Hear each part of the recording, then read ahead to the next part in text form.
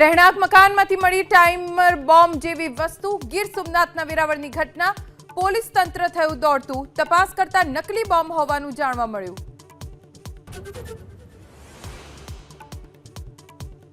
senior citizen સાથે chain snatching વડોદરાના હરણી વિસ્તારની ઘટના ઇવનિંગ વોક માટે નીકળેલા દંપતીને સ્નેચર્સે કર્યા ટાર્ગેટ પોલીસ તપાસ શરૂ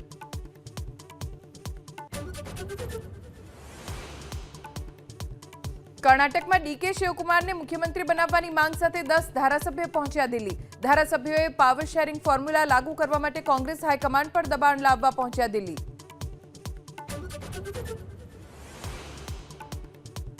પંજાબમાં આતંકવાદીઓનું મોટું ષડયંત્ર નાકામ લુધિયાણામાં ઘર્ષણ બાદ 2 આતંકી ઝડપાયા આઈએસઆઈના ઇશારે મોટા હુમલાની તૈયારીમાં હતા આતંકવાદીઓ